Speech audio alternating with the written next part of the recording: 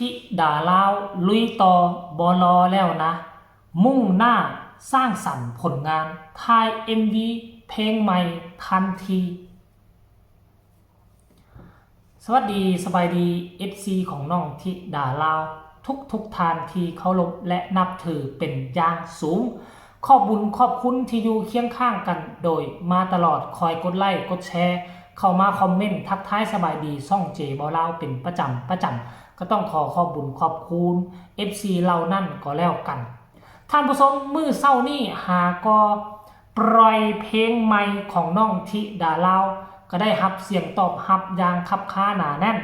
หลายคนก็เข้าไปคอมเมนต์ต่างๆนานาบอกว่าเสียงน้องเหมือนสวรรค์ฟ้าประทานมาให้กับพอภูศรีวิไลว่าซันเดย์ลงเพลงใหม่เพียงแต่ชั่วโมงเดียวเห็นพอภูศรีวิไลโพสต์เคลื่อนไหวอีกแล้วแวบหายตัวไปที่วัดแห่งหนึ่งไปถ่าย MV เพลงใหม่เนาะถ่าย MV เพลงใหม่ในสามสาวศรีวิไลใส่สุดลาวเดิมใส่สุดพื้นบ้านลาวนุ่งผ้าสิ้นเก้าผมเบียงแพเอาดอกจำปามาเน็บบนหัวเอาไว้เทิงเป็นภาพที่สดสวยงดงามที่สุดเท่าที่ศิลปินลาว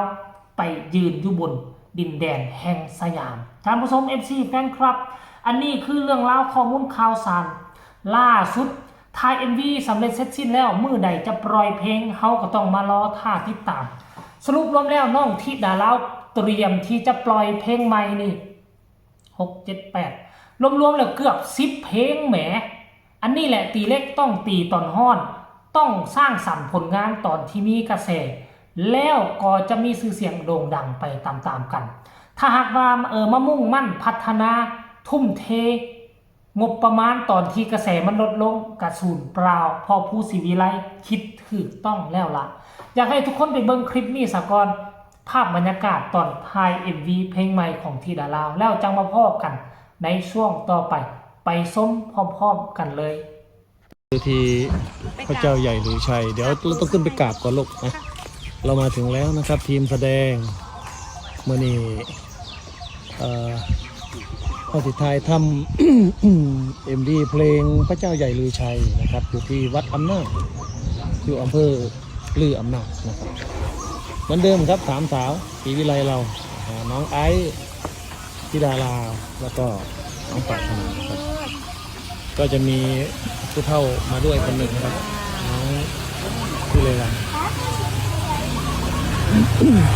ตะแอวยังลงถึงแล้วนะครับตักเข้าไปหน่อยอุ้ยนี่ด้วย มันไม่จบอ้าวช้างก็เข้าอ่ะช้างแมมมอสได้ล่ะนี่ใช้กันเบิดเห็นไหมเพื่อนที่นำตัวกระชายก็กระชายเนี่ยโอ้บัวไทยเลยเนาะบัวไทยง่ายๆดิหันกล่องบ้านในหอดของเราความสวยงามจึงเกิดขึ้นนะครับพี่น้องครับเดี๋ยวจังคอยสิผ้าเลาะเบิ่งได้นะครับวัดพระเจ้าใหญ่เดือสวยมากสวยงามมากมีถ้ำมีโป่งมี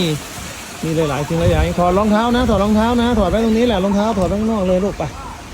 เข้าไปข้างในกันไปถอดไว้เลยถอดตรงนี้แหละไม่ต้องใส่เข้าไป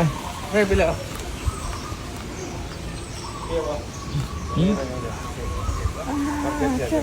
ช้างแต่ละเชือกครับก็จะประมาณนี้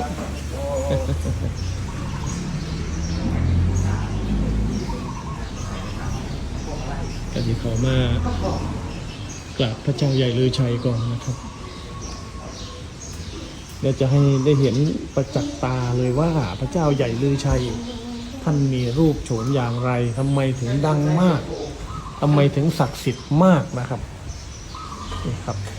นี่แหละครับพระเจ้าใหญ่ลือชัย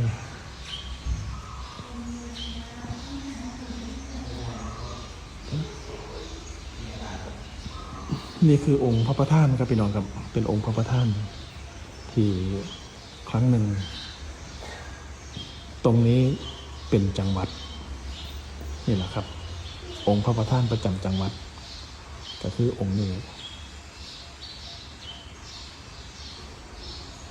เดี๋ยวเรื่องเล่าสิเป็นยังไงครับพี่น้องเขาไปติดตามในช่องแดงให้ด้วยเดี๋ยวพ่อครูสิลงรายละเอียดไว้ตรงนั้นนะครับ ส่วนตรงนี้แพ่ลูกกันมากราบขอพรพระเจ้าใหญ่มีชัยก่อนนะครับ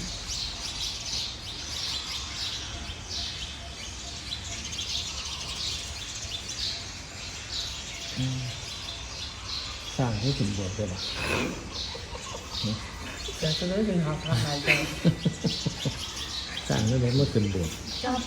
บไม่เชียงให้มีพระเจ้าใหญ่เชียงให้ จะเว้าได้ว่า FC แฟนคลับปัจจุบันนี่นะหายใจจนบ่ทันกับการมุ่งมั่นสร้างสรรค์ผลงานของธิดาลาวกับพอภูศรีวิไลโอ้โหทุกคนเอ่ย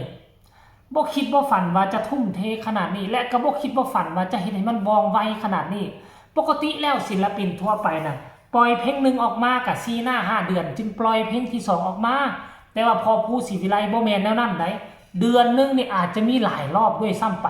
ทั้งผลงานเพลงทั้งผลงานหนังสร้างสรรค์ผลงานให้อยู่ในกระแสตลอดมาบัดนี้ FC แฟนคลับคิดแนวใดหลังจากที่เห็นการเคลื่อนไหวสร้างสรรค์ผลงานเพลงใหม่ของน้องธิดาลาว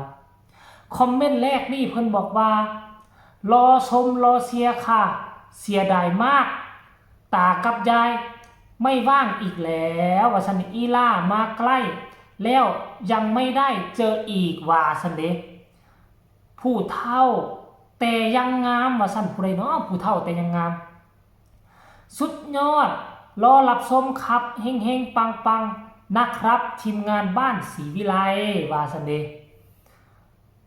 น้องๆมีแต่คนสวยๆว่าซั่น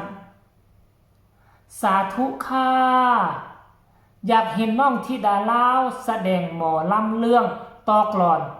สักเรื่องเด้ครับสิไปล่ำน้ำไผ่เนาะไผ่จะจ้างไปนี่คือปัญหาใหญ่งามแท้ธิดาลาวว่าซั่นเดปังครับสาธุสาธุรอติดตามชมทุกผลงานของทีมงานบ้านศรีวิไลครับอันนี้พี่น้องชาวลาวเด้องามหลายเด้อว่าซั่นคนนี้บอกว่ารอชมรอเชียร์ตลอดครับพ่อภูท่านผู้ชม FC แฟนครับ FC ส่วนใหญ่ 99% คอมเมนต์ในทางที่ดีและพร้อมที่จะยืนเคียงข้างและสนับสนุนพอภูศรีวิไลกับผลงานใหม่ของน้องธิดาลาวหายใจจนบ่ทันเนาะก็ขอให้โด่งให้ดังจักเพลงอีกเพลงก็แล้วกันนะนอกจากหอกฝันข้ามโขงแล้วก็ให้มันดังอีกจักเพลง2เพลงแน่เพื่อเฮ็ดให้กระแสของน้องติดในเทรนด์อีกต่อไปสำหรับคลิปนี้ก็น่าจะฝากฝังเอาไว้ซ้ำนี้กันแล้วกันพบกันใหม่ในคลิปหน้าสบายดี